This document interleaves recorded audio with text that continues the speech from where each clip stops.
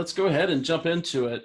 So welcome everybody to the final installment of our Series 1 webinar that we started this fall in response to COVID, called What's Happening in Your Region.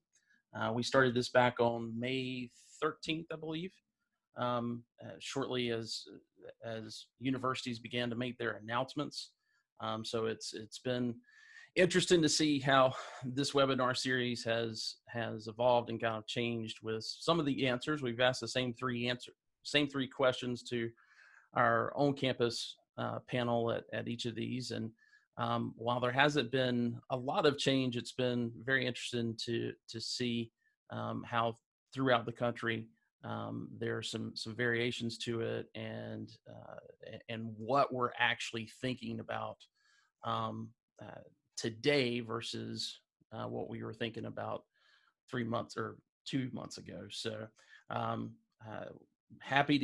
ready to get into this. Again, we're discussing the markets in California, Nevada, Oregon, Washington, Alaska, and Hawaii, but we just kind of threw those in there. There's not anything that we're following from an off-campus standpoint there. So we won't be going into any detail on those two states. But I have started some conversations with some of the universities in those areas and preparing for this. And there are some things that I think we'll probably make into a podcast later on some of the different impacts that those two states are having compared to others. A couple of things, don't forget, we've also got a second series that's been going on this spring called Preparing for Fall 2020. The next session and final installment is tomorrow on June 25th. The three topics that we'll be discussing is international students and the impact on universities around the globe with COVID-19. And then we'll have part 2 of a pretty heated debate that we got into in our last session about what we've learned from 100% virtual leasing. So make sure that you join in for that, especially if you saw the first part and have been on pins and needles about the rest of the topics that we were discussing in that session.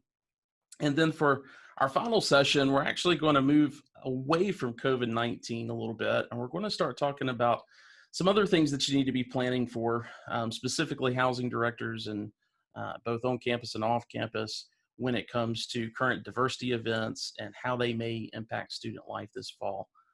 So very, very timely, and we've got some fantastic panelists with that, including Quan McLaurin, who, if you've been keeping up with some of the things going on in higher ed, Quan is the recently left Liberty University in a protest resignation related to some things that were going on with leadership there. He was in the director of diversity retention position. And so I've been talking to him over the past several weeks, and he's just really, the conversation's been great, and I can't wait to share some of the things that we've been talking with you guys. So if you're not registered for that, make sure that you go to our website and register for that as well. Well, let's start talking about what's happening off campus in this Western region. For that, I'm going to bring in College House's CEO and co-founder, Charlie Matthews. Charlie, are you with us? Wes, what's going on, brother? How are you? I'm doing great. How are you? Hanging in there. I think we're going to do things a little differently today. We've added some new features to the platform. So those that are familiar with the webinar series and used to me talking through a deck, I'm actually going to show you our product and relay the same information, but it should be pretty cool. I'll go ahead and stop sharing so that you can start sharing your screen. All righty. All right, let's see. And then be mindful of how messy everything is. I have a few tabs down here. All righty, let's dive into this thing. Sorry. View slideshow. So we'll go half and half here, let you know a little bit about us. I am Charlie Matthews with College House. We're the new data guys on the street. Walk through a little bit about us, the national levels from COVID. Whoa, sorry, that is jumping. national metrics down to regional, and then we'll jump into the actual product to look into some of the markets. Just ignore this down here. This is from last week, but a little bit about us. Tracker of roughly 22,000 properties across the U.S. Student housing, roughly. This is actually over 1 million beds now, but about 1 million purpose-built beds in about 215 markets now as of yesterday. Let me move this over so you can see everything. Alrighty, so as you can see here, occupancies as of May 2020, I guess towards the latter half of the COVID pandemic, as I guess it threatens to make a reappearance. But you can see the Northeast, Midwest, Southeast, Southwest, in the Western regions, and the disparities between pre-lease and occupancy at the current levels as of May. Moving over, and then you can see also the average rate per bed, traditionally a higher cost of living up in the Northeast as well as on the West Coast, holds true there. And then you can see the development pipeline, pretty heavy towards the Southeast. This breaks down the purpose-built inventory that is coming online between this fall 2020 and fall 2022. More traditional markets down the Southeast, a little easier to build as well. So this breaks down COVID occupancy, which doesn't really make sense here. So let me actually jump into the product, and I can show you what this looks like in specific markets relevant to now. We're going to get rid of this guy. So Reno, Nevada. I know you'll be speaking for someone from the University of Nevada, Reno, here shortly. But as you can see, across over the past few weeks, you can see the pre-lease numbers is this dark box here. Occupancy is the shaded out blue, and then the average rate is this line that runs through the graph.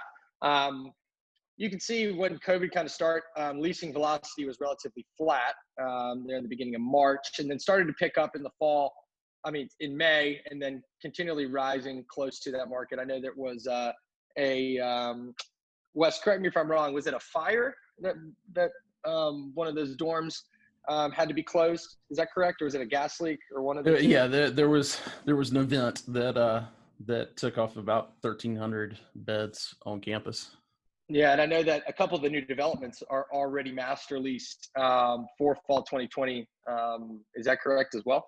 I think you're pretty familiar with that market. That is correct. Gotcha. So yeah, so as you see, high levels, high occupancy, event driven, of course, but I think there's a few new projects coming online in that market. As you can see, there's one currently in lease up to 2 under construction. I think one of those is actually already match leased, and then there's another planned project. I think that would be a fall 2022 delivery. Let's see, where else? Let's go look at Eugene, Oregon. Everybody's getting a little piece of what our platform looks like for those who are not current clients. But as you can see here, similar story, leasing velocity relatively slow, but then there's been a relatively high jump, 5% for the whole market. That is roughly, we track roughly 5,000 beds. You can see current occupancy 91%, 75% pre-lease, and then there's actually 2 projects in lease up there. We just added that recently for one of our new relationships. And then let's go over to Riverside, California. And you can see here a little bit different, where I know a lot of the California schools, the state schools specifically, are having all online classes. Wes, you're a little bit more in the loop on what the situation is in the California schools. Do you want to kind of give a little 30,000-foot view for everybody?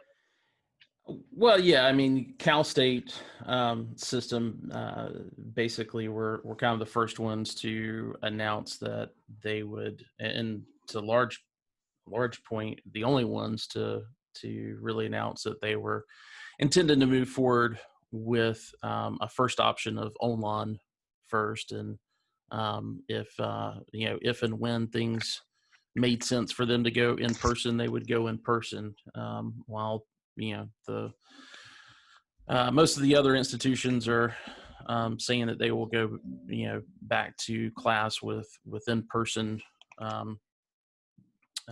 with in-person classes or some type of hybrid. I think everybody was looking at the numbers the other day. I think there was actually 9% that said, according to the Chronicle, 9% that was going to do a hybrid, but really everybody that says they're going in person is doing, hybrid as well. So, so kind of interesting from that standpoint, but yeah, that's certainly, the UC system in California has not,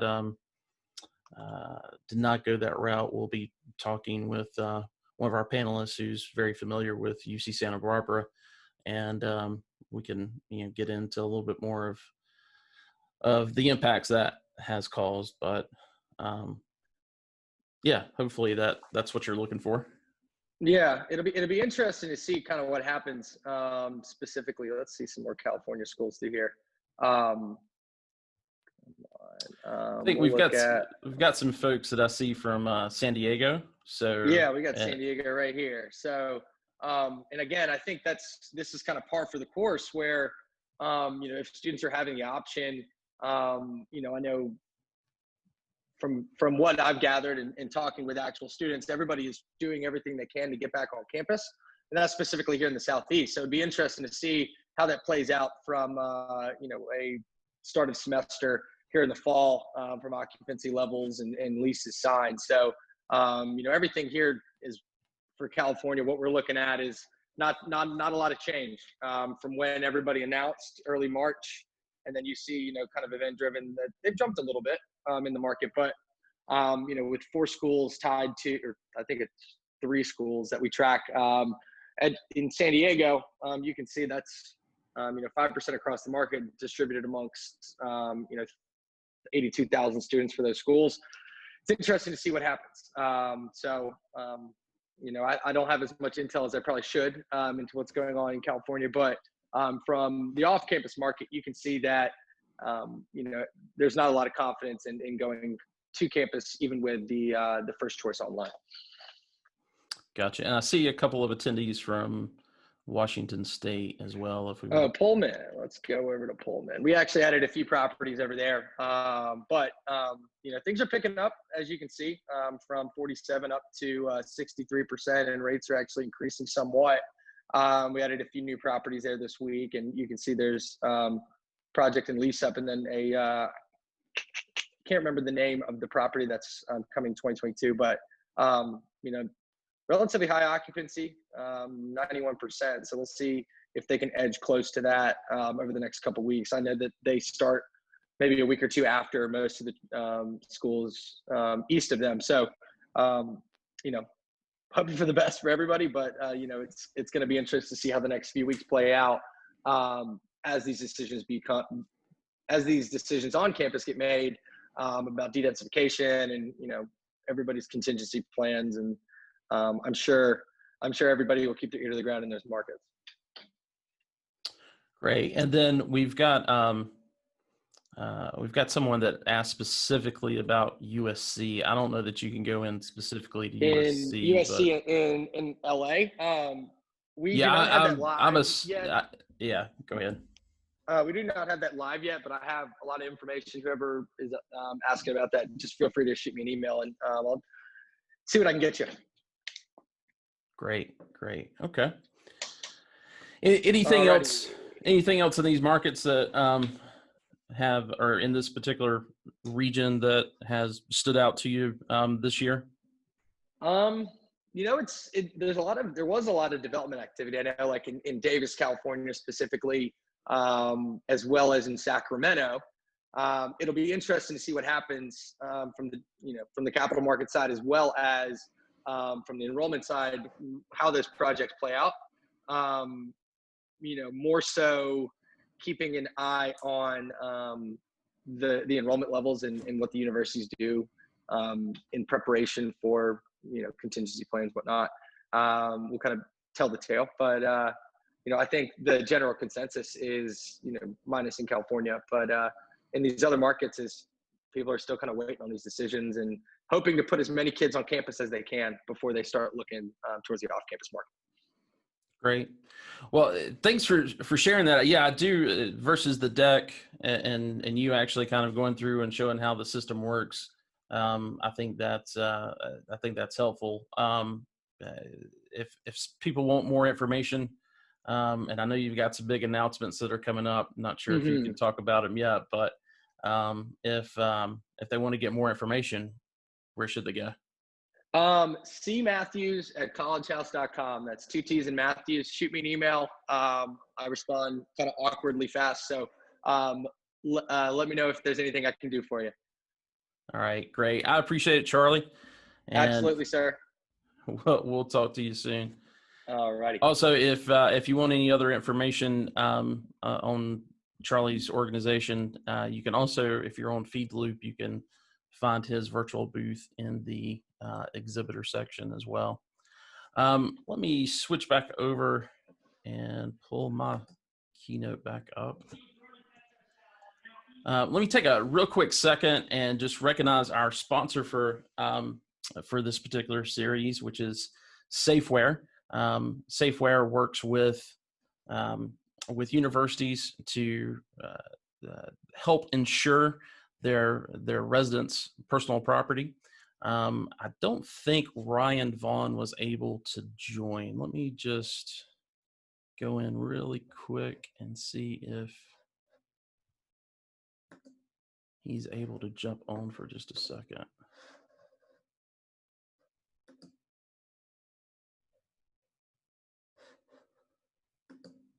He may have gotten put into the attendees instead of the... Ron, I see you, and I'm about to promote you here. Sorry about that.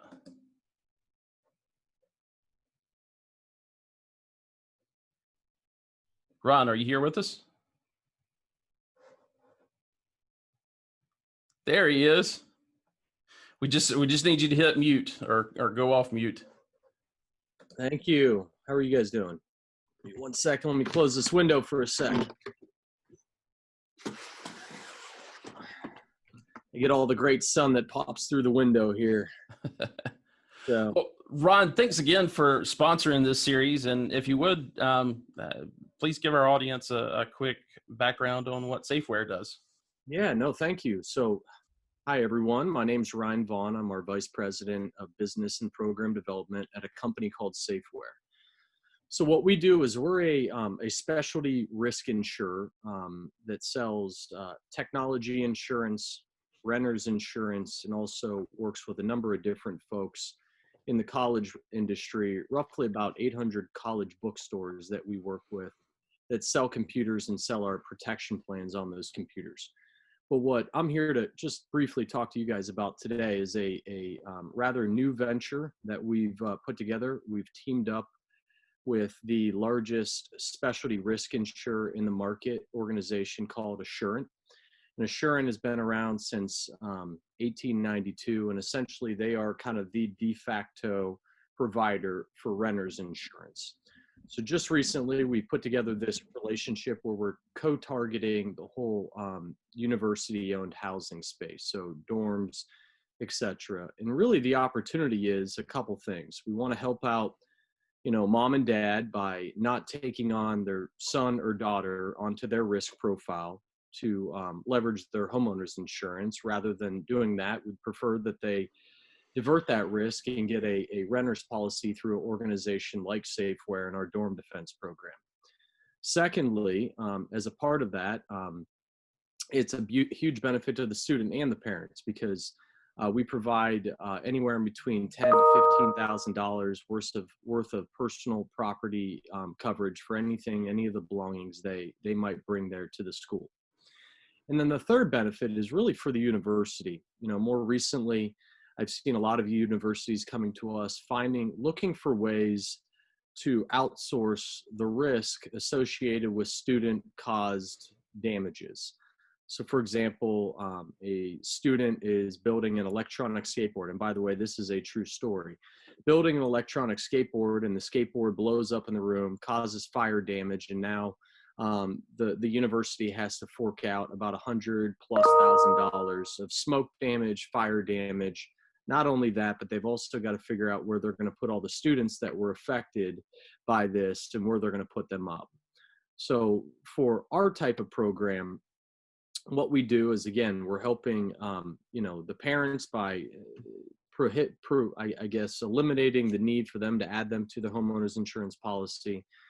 We're helping the student just by providing, $10,000 to $15,000 worth of personal property coverage. And then also we're helping the university by providing up to $100,000 in liability coverage to the schools, so that if anything were to happen with property damage, if anything were to happen as far as medical liability, legal liability, that's where this renter's insurance policy provided by Safeware, powered by Assurant, is able to step in and make sure that these folks are properly identified. So, fantastic. Well, Ron, thanks so much for again sponsoring this particular series, and we also appreciate you taking some time out today to explain that to everyone. Any additional, I guess, directions if someone wants to find out more about you? Of course, you've got a virtual exhibitor booth on the Feed Loop platform, but is there anywhere else they should reach out to you? Yeah, of course. You can go to if you want more information about just this program and, quite frankly, other programs that we have, you can go just to our website at www.safeware.com. You can call me directly on my phone number, which is 614-684-8210, or you could even email me directly, which is just our first initial, my first name, last name spelled out, Vaughn@safeware.com. So any one of those methods for you guys to reach out to us. We've got a team of sales reps that are working with universities. As I mentioned, we already have several relationships with 800 of the probably largest universities in the country. So the reps that we have focused on this area actually came from the university environment. So we've got some veterans that are here to help however you and others may need it. So, but thanks, Great. Wes. Thank you so much. Okay. Well, guys, let's get to talking about what's happening on campus and talk to the housing directors. I've got a fantastic group that I've had the privilege of working with some of these folks pretty closely, and glad to have them join us today. We'll start with at the top of the screen there with Robin Gore, who is the Associate Dean of Student Affairs and Director of Housing for Pepperdine University. And then Dean Kennedy, who is the Executive Director of Residential Life, Housing, and Dining at the University of Nevada, Reno. And then from somewhat of a I don't want to call it P3 Dave, but a very close relationship, housing relationship with Santa Barbara City College, as well as UC Santa Barbara, Dave Wilcox, who is the Executive Director with Tropicana Student Living. Guys, welcome to I was about to say welcome to the podcast. Welcome to the webinar. And thanks for joining us today. Thanks for having us. Well, great. So let's start with that first question, which is what's keeping you guys up at night as you're preparing for folks to come back onto campus. I believe everybody here is in a situation where their universities are supporting universities or bringing students back for in-person classes, and that also means they're moving on campus. It also means that you've got a lot of other things that you're having to set up that is going to make the campus look very different this year as it relates to residence life. Dean, we'll start with you. What's keeping you up at night? Thanks, Wes. I think the things that are got like a laundry list. So the academic side of our house has really yet to make a final determination as to what the curriculum will look like. It looks like we're heading towards a high flex model where most students will be in in-person classes, but still waiting on that really final decision. That's a little bit stressful. We had an explosion this past year and lost 1,300 beds, which Wes talked about.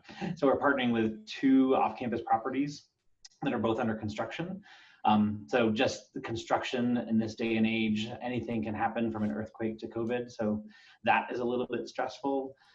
Really concerned about our student staff and full-time staff entering rooms, whether it's inspections or confronting an alcohol policy violation. Like, how are we protecting them? What does training look like? What are expectations in terms of wearing masks? At this point, our university has made the decision that all student, staff, and faculty have to wear a mask unless they're in an individual office or bedroom and the door is closed.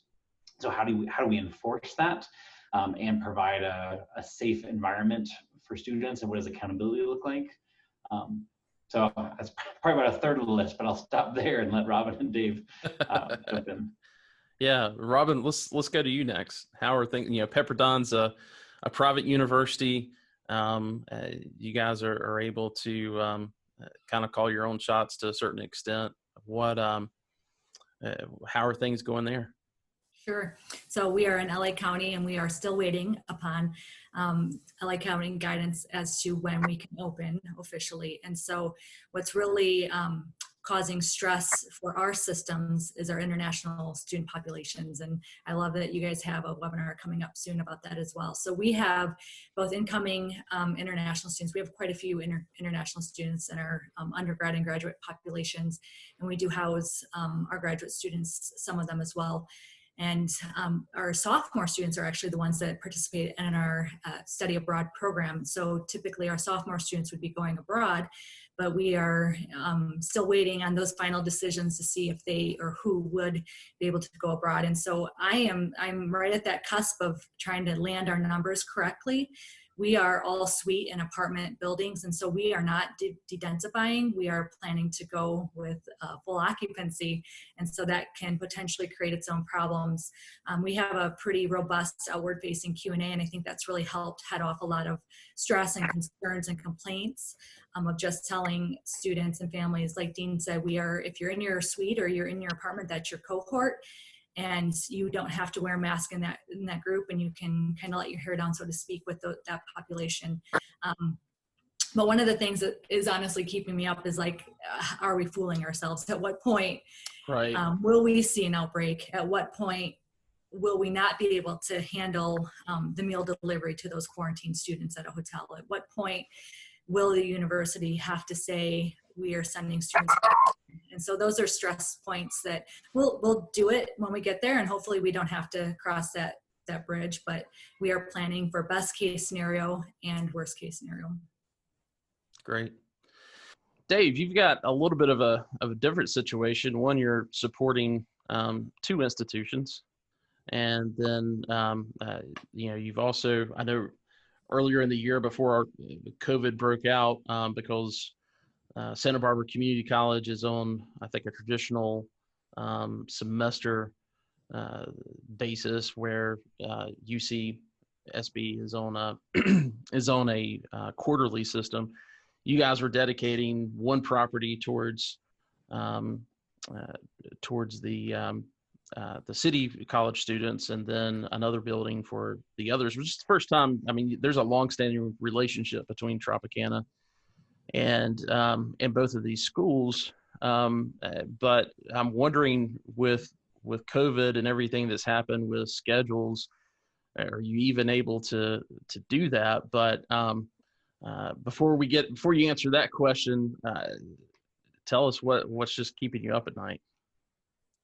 Yeah, I think similar to what both Dean and Robin said, the first thing that was keeping me up at night, which we just got an answer to like 4 days ago, was are we even going to have classes, and are we going to be all online or not? And then the next question was, are we going to be in singles, doubles, or triples? And we, in some cases, we have quads as well. And we have a relationship with both UC and Santa Barbara City College that where we want to be consistent in honoring kind of the similar things with both sets of schools. So the the determination from the UC chancellor was what we were waiting for. And I think the challenge was that they're all in different counties and different areas. So what one answer may be doesn't necessarily apply to somebody else at a different UC. But we did just get our word that they're, and rather than us planning for, if he says this, we're going to do this, and if he says this, then we're going to do this, now we finally have some direction. So we are only doing doubles, and so that creates potentially a housing shortage of somewhere between 300 to 1,300 beds that they're going to be looking for beds, and that's including our building along with all of the on-campus residence halls space. So now it's, how do we figure out how to maximize our space when that it pretty much has said what we can do. And so we are no longer guaranteeing housing to our freshman population, and there's some degree that we're realizing that our international students may not even get here. So another thing is the no guest policy, and enforcing the no guest policy, and how we're going to go about doing that. And then just, what social responsibility do we have? Obviously, when they're in our house, in our residence halls, we can do one thing, but then trying to get our students to be recognizing that and being, I guess, good citizens when they're outside of our residence halls, and what they're doing outside obviously has an impact of what they bring back into our halls. So those are some things that make me nervous. Protecting our staff, I'm also a parent of a graduating senior. And so I also have that perspective. I have a graduating senior who didn't get prom and didn't get to finish her high school season and didn't get a graduation like, what was normal, even though it ended up being maybe better. But so knowing that those are students that are going to be moving into our halls who are antsy to get into college, I want to give them the best freshman year experience, or whatever year experience they are, because they've just sacrificed a lot. And so those are things that are going through both on the personal side for my daughter heading off to college out in the Chicago area, as well as for our own students. I want to make sure they have a great experience. Yeah, and how about that as far as with the plan for how you were going to be approaching the two different properties this year, and kind of dedicating that towards each university? Is that something that you've had to scratch at this point, or is the plan still to move forward with that? Yeah, so the original plan was, and our numbers kind of worked just perfectly, that we would have one building that was totally geared towards City College, and that was, about 350 that was towards City College, and then another building that was about 600 that was for UC students, and then an apartment complex that was about 200. And the City College has also, and they're 11 miles away, but we're really their only residence hall option. So they have also gone to kind of the hybrid approach of some in online classes and some in-person classes, so you can kind of build your schedule the way you would like. So we believe their occupancy, instead of 300 students, will probably be more like 200 students, somewhere in that range. So we are now doing an overflow at that building with our UC students taking over probably around 75 beds that used to be geared towards City College. Gotcha. So I want to move on to this next question of, what things are you needing guidance from the government and or public health? Robin, you kind of mentioned right off the bat in your first question that, you're just now starting to get some of that direction.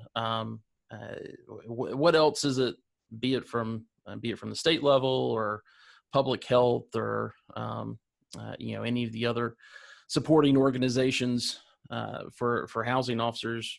What type of What type of additional guidance are you still needing? Well, one of the interesting things that came through recently was the president's proclamation of our incoming international students. And with LA County not being in phase 3 of having universities open, but potentially having international students coming into quarantine for 2 weeks early, starting end of July, and here we are soon to enter July.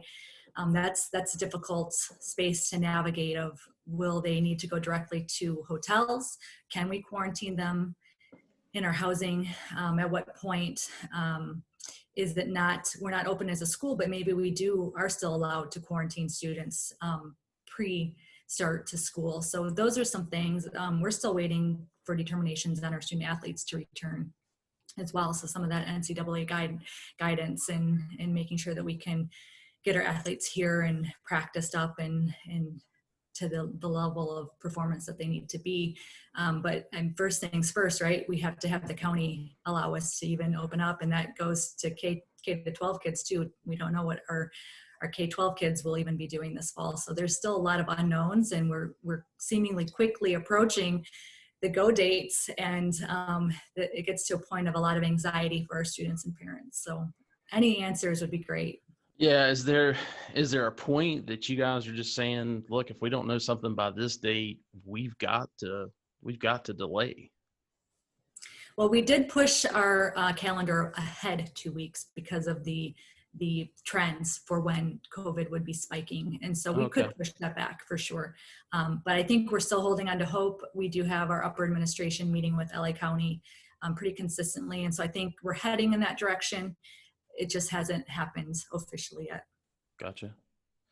Dean, how about you?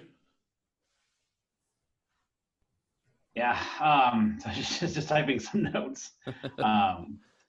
Yeah, so probably the biggest is waiting for our governor. So in the state of Nevada, there are 8 public institutions, 4 of which have housing. So we follow really the governor's directive as to how many bodies can occupy bed spaces. So we're waiting to hear from the governor as to what we can do. As a state, we moved into phase 2, and there was hope that we would be moving into phase 3, which allows us to occupy more bed spaces.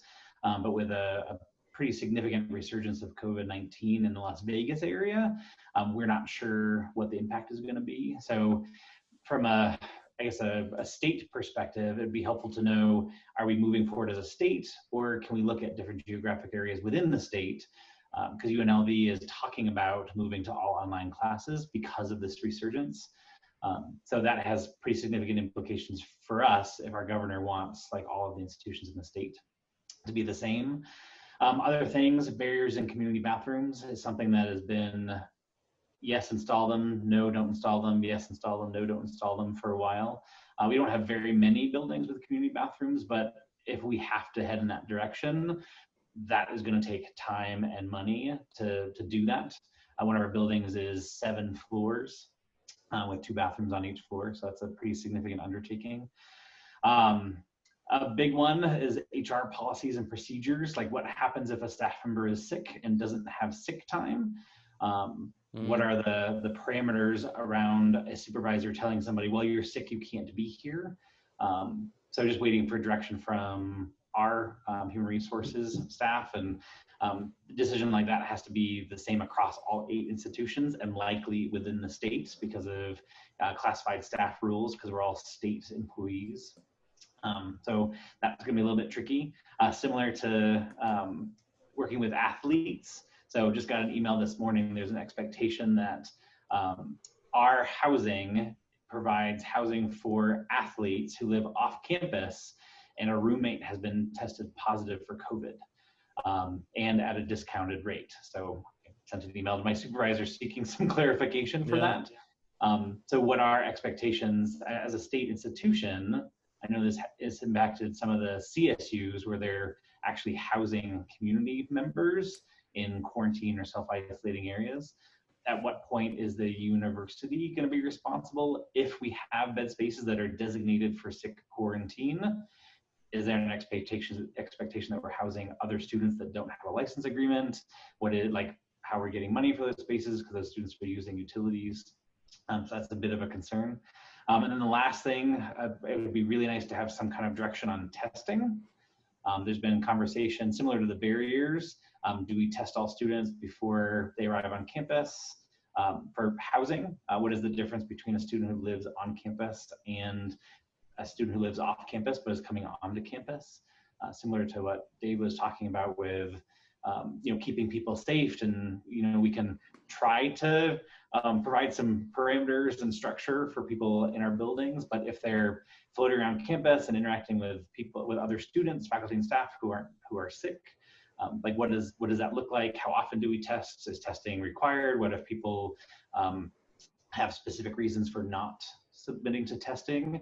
And that conversation is going to basically remerge or come over again when the vaccine, if and when the vaccine comes out, because do we require people to get a vaccine? What about individuals that don't want to get the vaccine? So some direction in some of those areas would be helpful. Yeah. I think I've shared on the series before that I have a daughter who has a vaccine injury, and we've been told by our pediatrician on no under no circumstances should she receive a vaccine.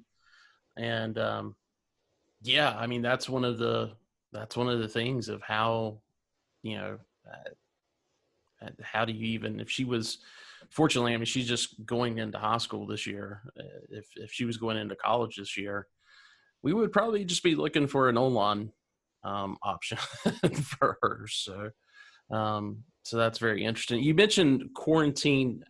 I think you said community. I'm assuming that's outside of the of students. That would extend to maybe a hospital or something like that. Is that what you're referring to? Or? Like that has been something that has been floated around. So that was not one of the things that I said earlier to keep me up at night. But at this point, the conversation is definitely about students. So you and our students who are living off campus, can they live on campus if their roommates are sick, but occupying our sick or quarantine spaces? But I know there's been conversation around the nation. If colleges and universities have vacant bed spaces, can they accommodate people who are sick or recovering to take some of that pressure off of local hospitals? I know like some of the CSUs were in that situation and are still in that situation right now. Dave, you're working with privatized housing, so it's a little bit different, but what are you needing right now as far as additional guidance? I think much of what has already been said, but the chancellor's letter that came out did say that they are going to be doing, in order to live on campus, you have to come with a negative COVID test. Okay, so how are they going to administer that? When does it need to be when they're here? Does it need to be within 4 days of them leaving? I've heard that the test is, sticking something so far up your nose it tickles your brain. We're fairly confident that our international students, unless they're already in the States, that they're probably not coming, based on things that the president has said, and just it doesn't look too promising. That's actually the reason why we are feeling like the shortage is somewhere between 1,300 beds to 300 beds, because the 300 is kind of not counting international students. The other things, just masks versus shields. Now there's some things coming out with shields, and and I think probably what's driving all of us crazy is anytime that we have a study that says one thing, there's 5 studies that show, well, that's not right. And so those are the things that are, having one accurate source would be nice. And so as far as from the government and public health agencies, someone that we can reliably point to and feel like we have some ground to stand behind when we're talking to parents saying, this is what we're following. Yeah. Gotcha.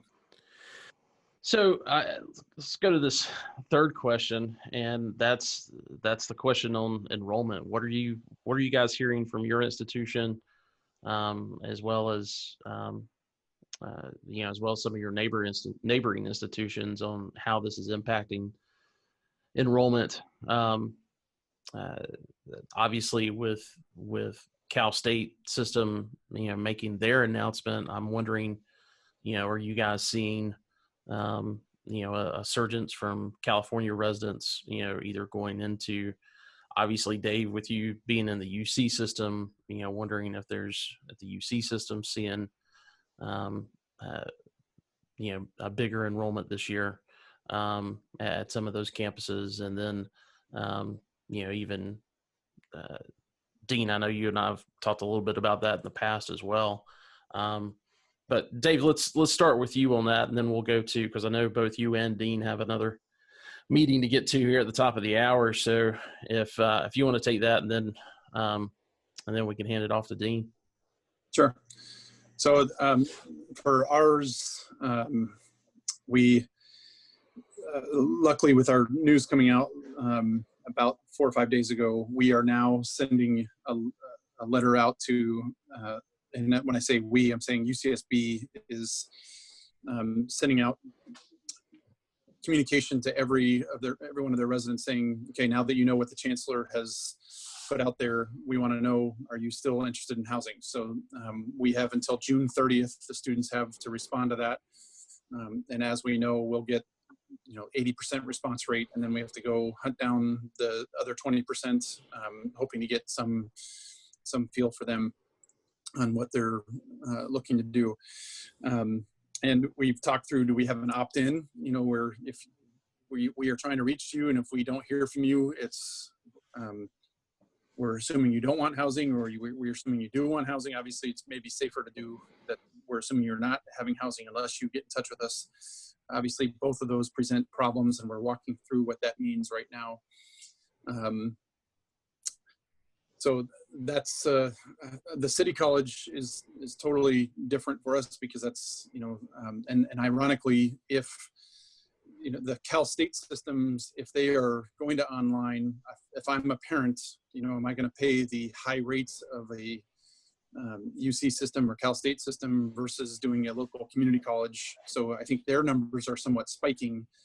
And are their numbers going to spike? And does that mean our housing spikes as well?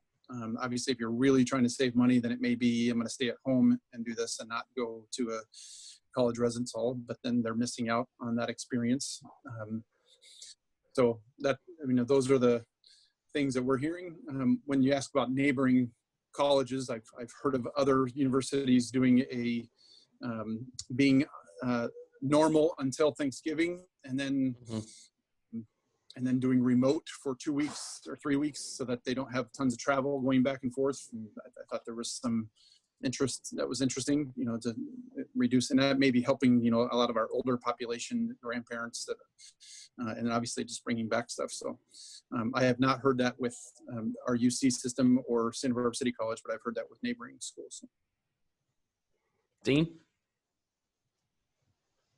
Yeah, so at this point, we are basically flat compared to where we were last year, which is a good thing, given all the craziness and fluid environment that COVID is bringing.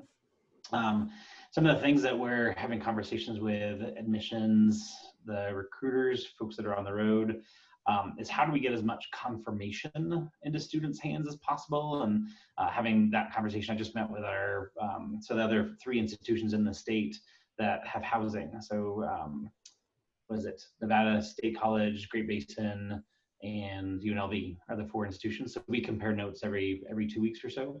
But how do we get things like, so housing assignments, billing, dining hours, move-in information. If you have a care package program, like getting that into students' hands as soon as possible so that they feel something tangible. Going back to what Dave said about like his graduating senior, like so many things have been removed from these seniors from high school.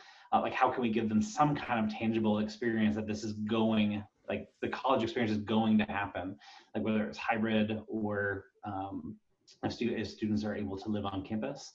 So we're having those conversations across the institutions in our area. And a challenge is what communication looks like. So we've started organizing a call campaign that we'll probably end up doing 3 times. So just from a hand touch to prospective students instead of relying on emails because we know they're not checking them.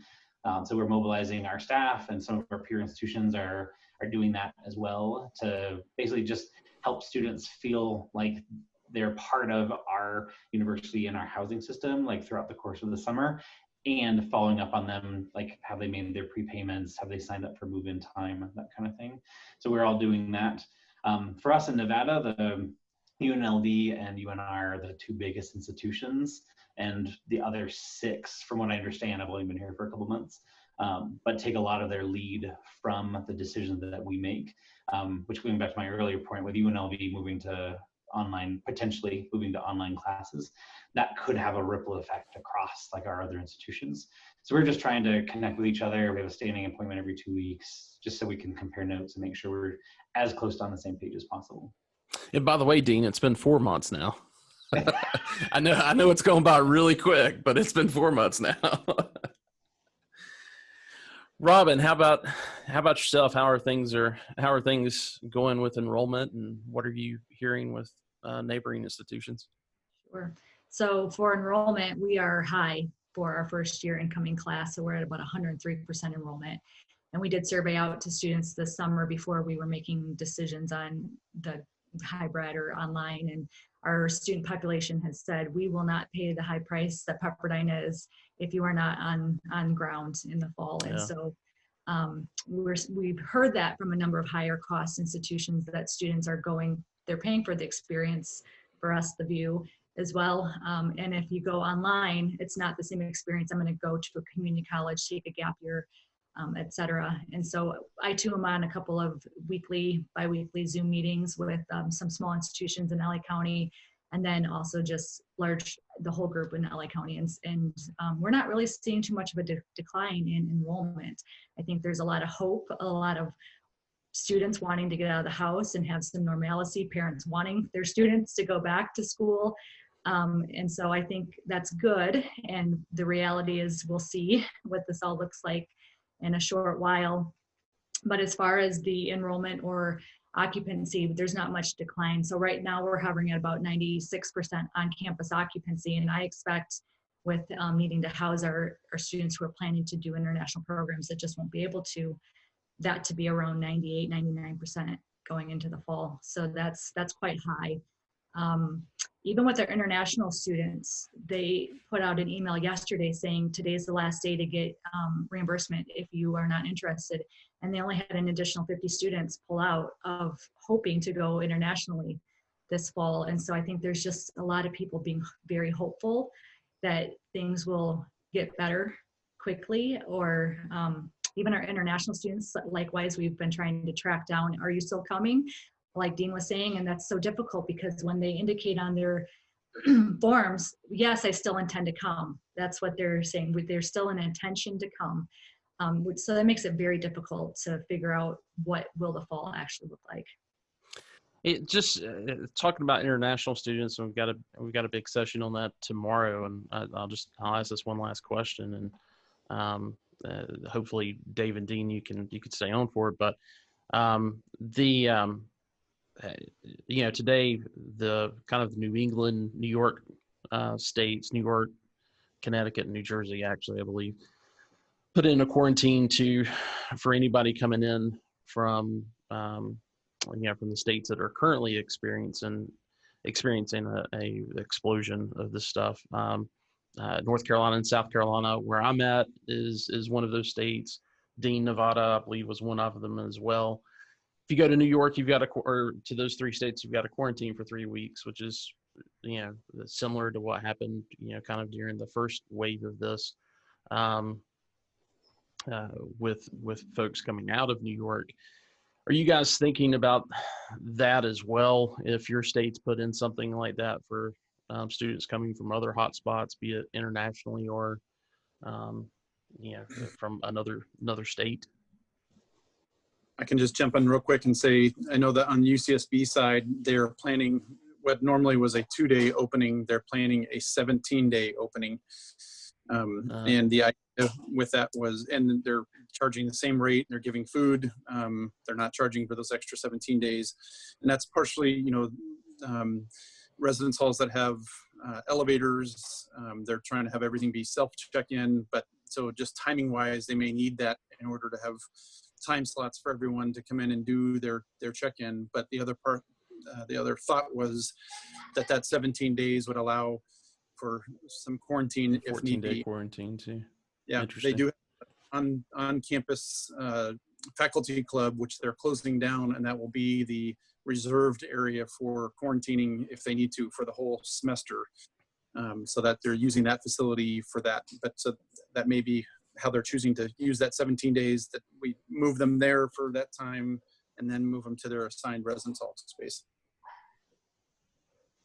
Gotcha. Dean or Robin, any thoughts on that? I know from our perspective, and sorry, I really have to jump off. Sure. So we've allocated 56 bed spaces in one of our buildings as a quarantine floor. So if we get guidance that individuals, That's where those would go. populations we've heard from international students, athletes, some other students that may be coming from impacted states, we would be able to use those rooms for a short period of time, hoping it's not more than 56 students. Gotcha. All right, cool. Thank you, everybody. Sorry, I have to leave. No worries. Take care, Dean. Talk to you soon. I got to go too. Thank you for the time, Wesley. Thanks, guys. Robin, we'll if you've got anything else to add to that in regards to quarantining, because honestly, I always thought of the quarantine being for people, who ended up getting sick and testing positive, but I guess that's another part of it as well, is if you've got folks that are coming from those, from those hot zone areas, that you could put them there as well. Right. It does seem to be a little bit of a bias, right? That we would have our international students quarantine no matter what, but our domestic students not. But we are not planning to ask incoming domestic students to quarantine, but we are asking them to complete the COVID test. So not the antibodies test, but an active test to see if they do have COVID within 6 days of their arrival to campus. And we're not mandating that. We're not going to have any type of enforcement, but if someone is exhibiting any of the symptoms, we would place them into quarantine initially, like we would any student for the rest of this year. And those quarantine locations, we are exclusively quarantining in hotels. We did not reserve quarantine on campus. And then we do have some isolation spaces on campus if a student does test positive. Gotcha. Well, Robin, thanks so much. And of course to Dave and Dean as well. They'll probably see this on a recording later, but I really appreciate the time you guys were able to give. It's been really crazy. The first one that we did back on May 13th, we had a total of 5 housing directors that were on throughout the Southeast. And it's been tough to get folks that, have been able to, kind of week after week, be able to stay, committed to it, because priorities are just all over the place right now. And things are coming up last minute. So I really appreciate you guys being able to dedicate some time for us today, and good luck with everything. And we certainly hope that we'll have you again on the podcast or on a future webinar. Sounds good. Thank you, Wes. All right. Well, guys, thanks so much for joining in today. We are just 3 minutes over, so wanted to try to get out of here exactly at the top of the hour. And I appreciate you guys staying around for that. Don't forget, we've got our last installment for Preparing for 2020 tomorrow at 3 Eastern. If you're not registered for Series 2, make sure you go to studenthousinginsight.com and register there. There's a nice big banner right in the middle of the screen that will point you right to where you need to go.